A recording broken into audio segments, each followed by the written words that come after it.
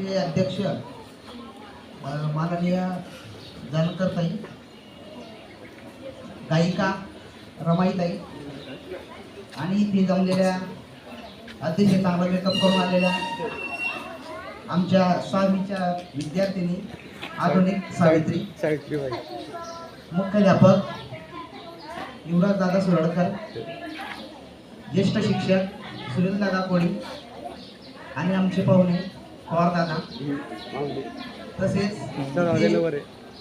उपस्थित असलेले उल्हास पाटील कृषी महाविद्यालयाचे विद्यार्थी आणि बालमित्रांनो, आज 3 जानेवारी म्हणजेच क्रांतिज्योती सावित्रीबाई फुले यांची जयंती. महाराष्ट्र शासनाने एक परिपत्रक काढलं आहे आणि असं सांगितलं आहे आपल्याला की 3 जानेवारी बालिका दिन आपण साजरा करतोच, परंतु लेख वाचवा लेख शिकवा हे अभियान सुद्धा आपल्याला राबवायचं आहे. म्हणून 3 जानेवारी बालिका दिन साजरा करूनच आपल्याला लेख वाचवा लेख शिकवा असं अभियान आपल्याला राबवायचं आहे. म्हणजेच मुलींचा जो जन्मदर घडलेला होता तो आपल्याला वाढवायचा आहेच, परंतु काही समाजामध्ये मुलींना मारून टाकण्याचे प्रकार घडतात, तर ते बंद झाले पाहिजेत आणि त्या मुलींचा जीव वाचला पाहिजे. फक्त जीव वाचवून महत्त्वाचं नाही. जसं आपण म्हणतो की झाडे लावा झाडे जगवा, आपण फक्त वृक्षारोपण करतो, परंतु त्या झाडांना मोठं करण्याचं त्यांचं संवर्धन करण्याचं काम आपण करत नाही. त्यामुळे दरवर्षीच आपण झाडे लावा झाडे जगवा असंच म्हणत राहतो आणि दरवर्षी झाडे लावतो, परंतु त्यांचं संवर्धन आपण करत नाही. त्याचप्रमाणे मुली फक्त जगल्याच पाहिजे, मुलींचा फक्त जन्म झाला पाहिजे असं म्हणून चालणार नाही, तर त्या मुलींचं शिक्षणसुद्धा झालं पाहिजे. म्हणूनच हे अभियान शासनाने आपल्यासाठी सुरू केलं आहे. तर आजच्या या शुभ सकाळी सावित्रीबाईंबद्दल आपल्या शाळेतील सर्वच विद्यार्थ्यांनी अतिशय चांगल्या प्रकारे माहिती दिली. काही मुलांनी गाणे सादर केले तर काही मुलींनी चारोळ्या सुद्धा सांगितल्या. तर मला असा प्रश्न पडतो की तुम्हाला जर इतकं माहिती आहे सावित्रीबाईंबद्दल तर तसे आपण वागतो का?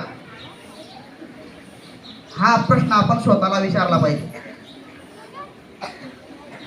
माझ्या मते तरी किमान 10% मुली अशा असतील किंवा 10% स्त्रिया अशा असतील की त्यांना असं वाटत असेल की मी स्वतः एक सावित्री आहे, मी हे ज्ञानदानाचं काम करत आहे. ज्या कार्यासाठी सावित्रीबाईंनी आपलं जीवन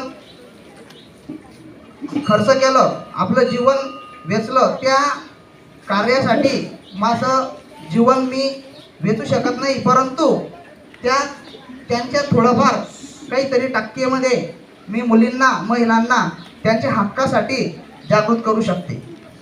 परंतु आज होतं काय मित्रांनो, खास करून मुलींसाठी सांगणार आहे मी. मागचा महिना कोणता होता? मार्गशीर्ष. आणि या मार्गशीर्ष महिन्यामध्ये एक उपवास असतो गुरुवारचा, महालक्ष्मी व्रत.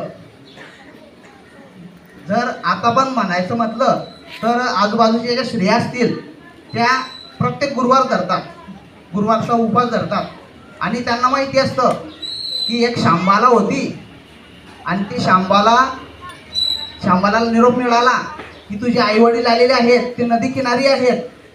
तर मग शांबाला विचार आला की मी आता आईवडिलांना घेण्यासाठी आणण्यासाठी कार पाठवू का? परंतु त्यावेळेस कारचा शोध लागलेला नव्हता, म्हणून तिने रथ पाठवला. आणि मग तो रथ गेला आणि मग तिच्या आईवडिलांना प्रश्न पडला की अरे शांबाला इतकी श्रीमंत कशी काय झाली? तर मग शांबालाने सांगितलं की मी महालक्ष्मीचं व्रत केलं म्हणून मी श्रीमंत झाली. बरोबर? असं काहीतरी ते कथा दरवर्षी मुली वाचतात, दरवर्षी त्या महिला वाचतात. तर मला असं सांगायचं आहे की तुमची ह्या महालक्ष्मीच्या व्रत करून त्या कथा वाचून तुमच्यामध्ये खरंच तुमचं भाग्य निर्माण होणार आहे का, याचा विचार तुम्ही केला पाहिजे. तर हे आपल्या मनावर बिंबवलेलं आहे कोणीतरी आणि आपण त्याच प्रथा पुढे पुढे चालू ठेवतोय. तर माझ्या बहिणींना असं सांगेल की तुम्ही सावित्रीमाईच्या कथा वाचल्या पाहिजे. सावित्रीमाईमध्ये जे गुण होते त्यांनी महिलांसाठी जे कार्य केलंय ते आपण त्याचा आदर्श घेतला पाहिजे.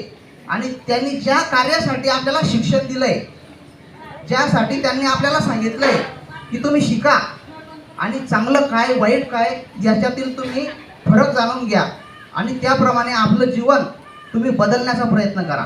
आज आपण पाहतो प्रत्येक क्षेत्रामध्ये कंडक्टर असतील, ड्रायव्हर असतील, नव्हेच तर वैमानिक सुद्धा, विमान चालवणाऱ्या सुद्धा स्त्रिया आहेत. तर स्त्रियांची ही प्रगती कशामुळे झाली तर फक्त सावित्रीबाईंमुळे झाली आहे. आपण प्रार्थना सुद्धा म्हणतो सकाळी, या कुंदेंदू तुषार हार गवला या शुभ्र वस्त्रारुता. त्याचा अर्थ मलाही समजत नाही, वाचला की समजतो.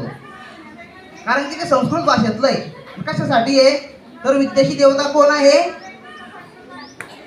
विद्येची देवता सरस्वती आहे. पहा, सरांच्या तोंडात सुबस निघालं, कारण आपल्यावर ते बिंबवलेलं आहे पहिल्यापासून की विद्येची देवता सरस्वती आहे.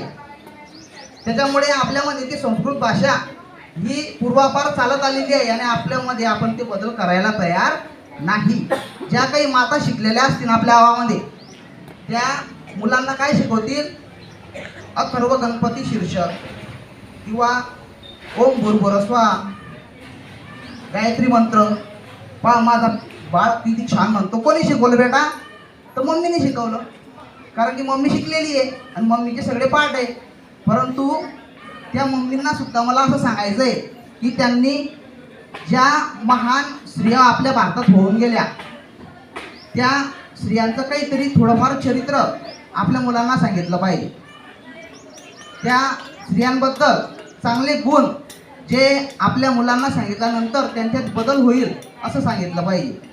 तर आजच्या या सावित्रीबाई फुले ज्या विद्येची देवता आहेत, स्त्री शिक्षणाच्या प्रवर्तक आहेत, त्यांच्या जयंतीनिमित्त आपण संकल्प करूया की आपण जुन्या रूढींना फाटा देऊन या नवीन विचारांना अंगीकारूया आणि हीच आपल्याकडून खरी विचारांची आदरांजली असेल. एवढं बोलून मी माझं मनोगत संपवतो. जय हिंद, जय महाराष्ट्र.